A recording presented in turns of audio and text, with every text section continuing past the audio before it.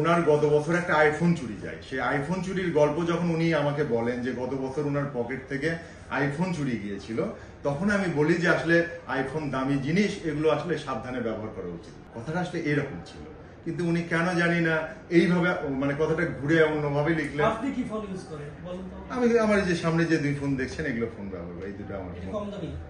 কম দামি বলতে কম দামি না, এই ফোনটার দাম 29,400 টাকা দাম। হ্যাঁ, এটার দাম 15,000। ওই তুলনায় আইফোনের দাম বেশি। আইফোন তো অনেক দাম ভাই, 1.5 লাখের নিচে তো আইফোন বোধহয় হয় না। আমি কখনো কিনতে যাওয়ার সাহসও করি না, বাস্তব কথা। এই ফোনটা কিন্তু খুব দামি ফোন না, আপনার স্যামসাং S23 বোধ হয়। এটা খুব দামি ফোন না। তো এই ফোন নাকি বলার আছে যে দামি ফোন কেন ব্যবহার করেন, এটা কি বলা যায় কিনা? আমার তো এটুকু কমন সেন্স আছে, কোনটা দামি ফোন কোনটা দামি ফোন না। তো এই ফোনের বিষয়ে কি এই বক্তব্যটা কি মানায় কিনা আপনাদের কাছে প্রশ্ন, যে স্বাভাবিকভাবে এই বক্তব্যটা যায় না। হ্যাঁ, এখন কথা হলো যে তাহলে এই কথাটা কোত্থেকে বাতাসে ভাসলো, কোত্থেকে মানে এইটা মিডিয়াতে আসলো। বিষয়টা হলো যে উনি আমাকে ছিনতাইয়ের অভিযোগটা দেওয়ার ফাঁকে বললেন যে মোহাম্মদপুরের আইন শৃঙ্খলা নিয়ে আলোচনা হচ্ছিল, ওনার সাথে কথা বলছিলাম, আসলে আলোচনা করছিলাম। আমি সংবাদ মাধ্যম কর্মীদের পেলে আসলে কথা বলে নিজেও সমৃদ্ধ হই, ওনাদের কাছ থেকে তথ্য নেওয়ার চেষ্টা করি, জানার চেষ্টা করি।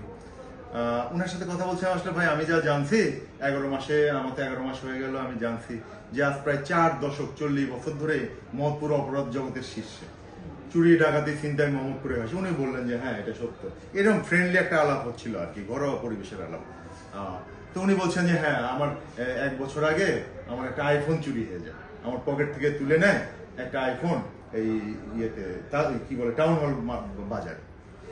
এই কথার প্রেক্ষিতে আমি তাকে বলি আসলে ভাই আইফোন তো দামি ফোন, এগুলো একটু সাবধানে ব্যবহার করা উচিত। ওনার এই যে ফেসবুকে দেওয়া স্ট্যাটাসটাকে পুলিশ বাহিনী সর্বোচ্চ গুরুত্ব দিয়ে দেখছেন। এটা আপনি কোনো বাহিনী বা অন্য কোনো সংস্থা আপনি দেখবেন না যে ফেসবুক স্ট্যাটাসের ভিত্তিতে 4 জন অফিসার ফোর্স ক্লোজ হয়ে যাবে।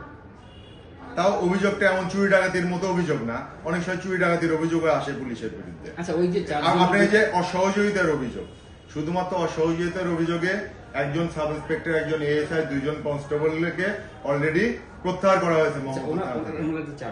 কি ধরনের